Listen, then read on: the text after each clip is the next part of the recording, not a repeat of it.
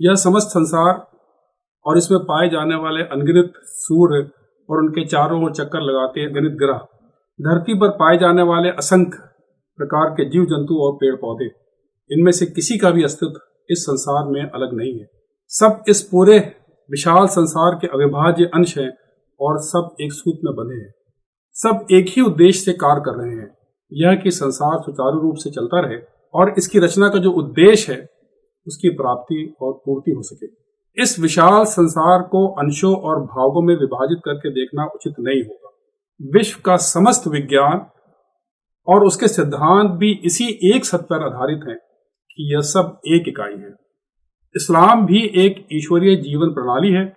उसे समझने के लिए इस समग्रता, टोटलिटी के आधार पर ही समझना होगा।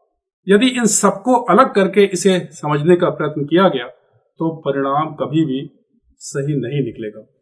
अपने पैदा करने वाले मालिक से हमारे संबंध कैसे हों, इंसानों के आपस के संबंध कैसे हों, संसार की अन्य बस्तियों से इंसानों के संबंध किस प्रकार के हों, उनका उपयोग किस प्रकार हो, क्या सीमाएं निर्धारित की गई हैं इनके लिए, इन सब को इस समग्रता, टोटलिटी से अलग करके देखना उचित नहीं है। इस्लाम की मूल धारणा यह है कि इस समस्त संसार और इसमें पाई जाने वाली हर चीज का रचयिता और सृष्टा अकेला ईश्वर अल्लाह है। इंसान भी उसकी इसी सृष्टि का एक अंश है, बल्कि सबसे महत्वपूर्ण अंश। वह निराकार, सर्वशक्तिमान, सर्वज्ञानी और सर्वव्यापी है और साथ ही अपार तत्वदर्शी भी है। वह कोई भी कार्य व्यर्थ और निरुद्देश्य नहीं करता। अतः यह अत्यंत आवश्यक है कि इन समस्त वस्तुओं के गुणों और इनके परस्पर संबंधों का निर्धारण भी वही अल्लाह ईश्वर ही करे।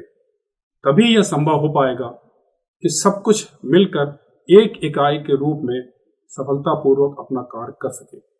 भिन्न भिन्न शक्तियां यदि इसका निर्धारण करेंगी तो इसमें विरोधाभास और टकराव अवश्य होगा और पूरी व्यवस्था छिन्न भिन्न हो जाएगी। इस्लाम का यह भी मानना है यह संसार सिर्फ मनुष्य के लिए ही बनाया और सजाया गया है। संसार में पाई जाने वाली हर वस्तु, चाहे जीवित हो या अजीवित, उसकी रचना इंसान की सेवा और उपयोग के लिए ही की गई है। सब निरंतर मनुष्य की सेवा में लगे हैं और इतनी शांति से लगे हैं कि मनुष्य को इसका आभास तक नहीं होता। प्रसिद्ध वैज्ञानिक अल्बर्ट आइंस्टाइन का एक कथन काफी प्रसिद्ध है कि मधुमक्खियों के बगैर पृथ्वी पर मानव जीवन 4-5 वर्षों से अधिक नहीं चल पाएगा। कुछ वर्षों पूर्व बीबीसी पर भी यह रिपोर्ट आई थी, मधुमक्खियों के बगैर धरती पर मानव जीवन बहुत कठिन हो जाएगा। जरा सोचिए, इस समस्त संसार में सब कुछ ऐसे ही रहे, बस एक मनुष्य का अस्तित्व समाप्त कर दिया जाए तो इस संसार का क्या औचित्य रह जाएगा। इन समस्त जीव जंतुओं और पेड़ पौधों का अस्तित्व किसके लिए होगा, इनका इस्तेमाल कौन करेगा। यह सत्य समझ में आ जाए तो जीव हत्या और पशु बलि का इस्लामिक दृष्टिकोण आसानी से समझा जा सकता है। अल्लाह ने यह संसार इंसान के लिए बनाया तो उसे यह स्वतंत्रता भी दी कि वह यहाँ के हर वस्तु, हर प्राणी, हर जीव जंतु का उपयोग अपने उपयोग में ला सकता है। उसे यदि पेड़ पौधों, फलों, सब्जियों आदि के सेवन की स्वतंत्रता है तो उसे मछलियों, पक्षियों, पशुओं के सेवन की भी स्वतंत्रता दी गई है। अपने उपयोग के लिए यदि पेड़ पौधों को काटने हत्या नहीं है तो पशुओं के सेवन को हत्या कैसे कहा जा सकता है। यह कोई अकेले इस्लाम का ही दृष्टिकोण नहीं है। सभी धर्म, समाज और समुदायों में सदा से यही प्रावधान रहा है, यही मान्यता रही है। यही कारण है कि पूरे इंसानी समाज में मांस का सेवन सदा से होता आ रहा है और आज भी हो रहा है और आप विश्वास कीजिए सदा होता रहेगा। यहाँ यह बात बताना भी आवश्यक है कि इस्लाम जानवरों की कुर्बानी की अनुमति सिर्फ और सिर्फ भोजन के उपयोग के लिए देता है। मात्र अपना शौक पूरा करने के लिए शिकार की अनुमति इस्लाम नहीं देता।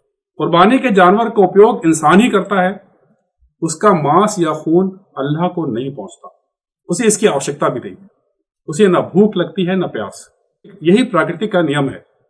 इसका विरोध करने वाले लोग या तो इस सत्य से अनभिज्ञ हैं या फिर दुर्भावना से प्रेरित होकर ईश्वर अल्लाह के बनाए इस प्राकृतिक नियम का विरोध करते हैं। आशा है कि इस वीडियो से कुर्बानी और पशु बलि का इस्लामिक दृष्टिकोण सब स्पष्ट हो गया होगा और इसका विरोध धीरे धीरे कम हो जाएगा। यह वीडियो देखने के लिए आपका धन्यवाद।